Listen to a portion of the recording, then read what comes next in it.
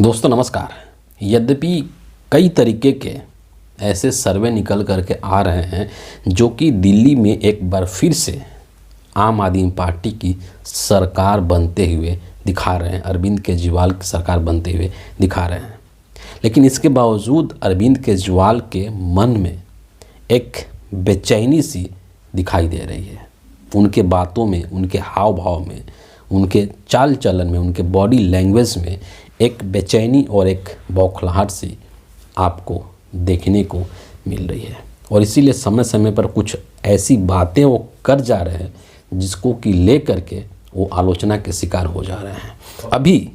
अब जबकि दिल्ली का चुनाव एकदम से सर पर है, अरविंद केजरीवाल ने कांग्रेस पार्टी के कार्यकर्ताओं से एक अजीबोगरीब अपील कर दी है, या यूं कह सकते हैं कि कांग्रेस पार्टी के कार्यकर्ताओं से वोट मांगते हुए नज़र आ रहे हैं अरविंद केजरीवाल। और इसके लिए बाकायदा उन्होंने एक वीडियो जो है वो रिकॉर्ड किया है और अपने सोशल मीडिया हैंडल पर उन्होंने उस वीडियो को पब्लिश भी किया है।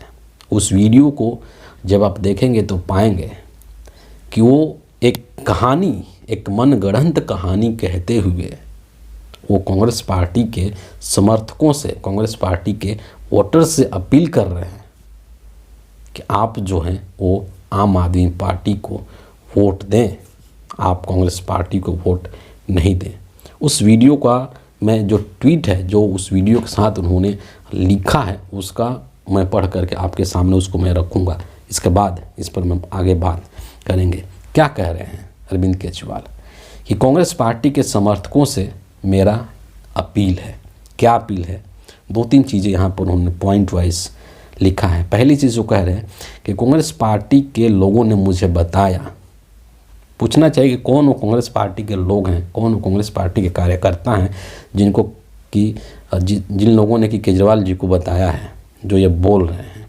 कह रहे कि कांग्रेस के लोगों ने मुझे बताया कांग्रेस दिल्ली में आम आदमी पार्टी को हराने के लिए बीजेपी के साथ मिल करके चुनाव लड़ रही है। ये कितना तार्किक और कितना वाहियात किस्म की बात केजरीवाल साहब ने यहाँ पर कही है।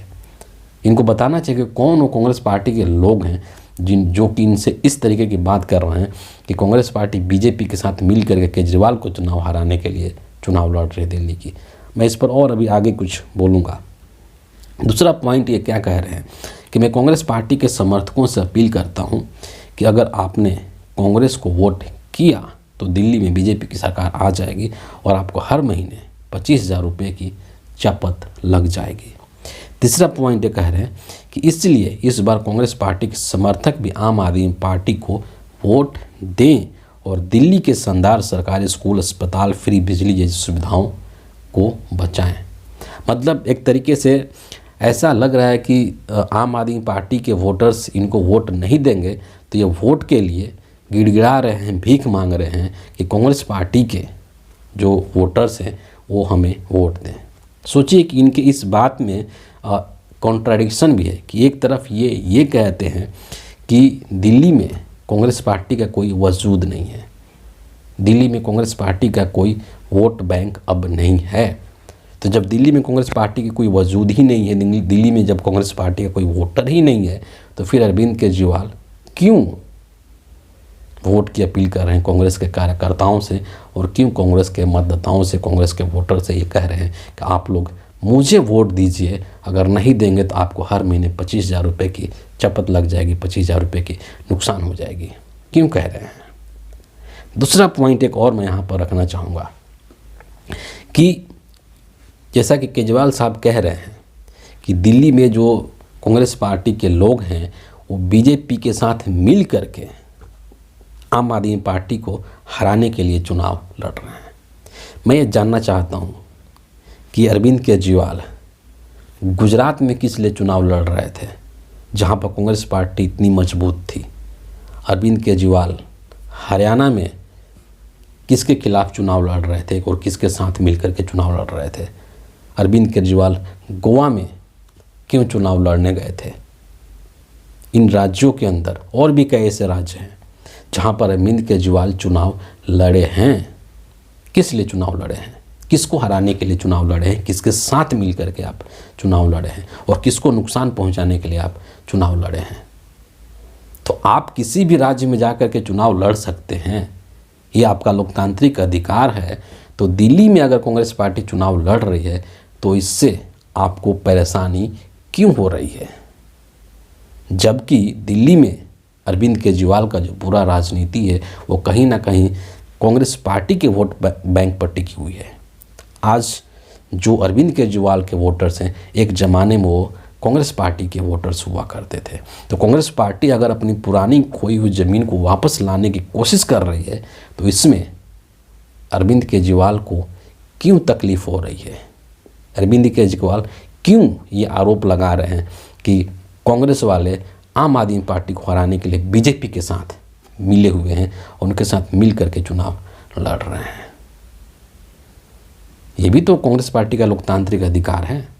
तो केजरीवाल जी का ये जो बात है वो किसी के भी समझ के परे है और इसी से ऐसा लगता है कि इनको कहीं ना कहीं, जैसा कि मैंने शुरू में कहा कि यद्यपि कई सारे सर्वेज जो रिपोर्ट हैं वो ये बता रहे हैं कि दिल्ली में आम आदमी पार्टी की सरकार बन सकती है, उसकी संभावना है, बावजूद इसके इस तरीके का बयानबाजी दे करके, इस तरीके का स्टेटमेंट दे करके अरविंद केजरीवाल ये शो कर रहे हैं कि वो अंदर से खुद को कमज़ोर महसूस कर रहे हैं। उनके अंदर कॉन्फिडेंस की, आत्मविश्वास की कमी नज़र आ रही है, वरना वो इस तरीके की बात नहीं करते। जब कांग्रेस पार्टी की कोई वजूद ही नहीं है तो फिर उससे आपको डर क्यों है। आप अपना चुनाव लड़िए, क्या दिक्कत है। लेकिन इनको पता है ये चीज़ कि जिस तरीके से दिल्ली में कांग्रेस पार्टी चुनाव लड़ रही है, जिस तरीके से एग्रेसिव, जिस तरीके से कैंपेन चल रहा है, उससे न सिर्फ बीजेपी को नुकसान होगा बल्कि आम आदमी पार्टी का भी नुकसान होने वाला है। क्योंकि कांग्रेस पार्टी के वोट जो है वो सिर्फ आम आदमी पार्टी को ही नहीं गया है बल्कि वो बीजेपी को भी गया है। और राहुल गांधी तो पहले से ही दिल्ली के चुनाव मैदान में थे ही। जिस तरीके से प्रियंका गांधी ने नांगलोई के क्षेत्र में जो रोड शो निकाला है और उसमें जिस तरीके की भीड़ एकत्रित हुई थी, उस भीड़ को देख करके आप सहज ही अनुमान लगा सकते हैं कि दिल्ली में कांग्रेस पार्टी जो है वो फिर से एक बार जागृत हो रही है और फिर से एक बार उभर रही है, अपनी खोई हुई ज़मीन को प्राप्त करती हुई नज़र आ रही है कांग्रेस पार्टी दिल्ली के अंदर। एक और आखिरी बात मैं कहूँगा चलते चलते, संदीप दीक्षित को लेकर के, जो कि नई दिल्ली से कांग्रेस पार्टी के उम्मीदवार हैं और दिल्ली के पूर्व मुख्यमंत्री शीला दीक्षित के बेटे हैं। एक वक्त था, कहते हैं ना कि समय का जब चक्र घूमता है तो बहुत कुछ दोबारा से वापस वो घटनाक्रम होने लगते हैं। एक समय था जब यही अरविंद केजरीवाल दिल्ली के अंदर जंतर मंतर पर उस समय के दिल्ली के मुख्यमंत्री शीला दीक्षित को चैलेंज किए थे कि आप जंतर मंतर पर आइए और हमारे साथ डिबेट कीजिए। और उस समय में शीला दीक्षित ने अरविंद केजरीवाल के उस चैलेंज को एक्सेप्ट नहीं किया था, वो उनसे डिबेट करने के लिए नहीं गई थी।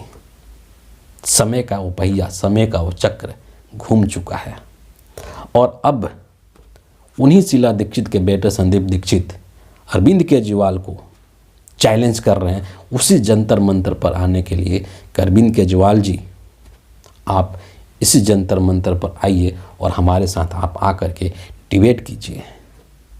और विडंबना देखिए कि इतनी बड़ी बड़ी बातें करने वाले अरविंद केजरीवाल पढ़े लिखे हैं, IITians हैं, IRS हैं, पढ़े लिखे हैं, तमाम तरीके के बातें करते हैं, वादे करते हैं कि हमने दिल्ली में शिक्षा क्रांति की है, हॉस्पिटल्स, मोहल्ला क्लिनिक, मुफ्त में बिजली, पानी, पता नहीं क्या क्या, इतने सारे कामों को गिनाने वाले अरविंद केजरीवाल संदीप दीक्षित के उस चैलेंज को एक्सेप्ट नहीं कर पा रहे हैं। सोचिए कितनी बड़ी बात है ये कि अगर आपके अंदर गट्स था तो आपको संदीप दीक्षित के डिबेट के उस चैलेंज को एक्सेप्ट करना चाहिए था और आपको जंतर मंतर पर जाना चाहिए था संदीप दीक्षित से डिबेट करने के लिए, लेकिन अरविंद केजरीवाल मैदान छोड़ करके भाग गए। ये मैं इतना कहना चाहता हूं कि आज यहां नहीं आकर और हमारे सवालों के जवाब ना देने की हिम्मत ना करने पे केजरीवाल जी, इस जनता में तो आपकी जमानत जब्त हो गई है, बाकी चुनाव में देखेंगे आपका क्या होता है। बहुत बहुत धन्यवाद। तो फिलहाल इस वीडियो के लिए इतना ही है। आप सभी का बहुत बहुत धन्यवाद।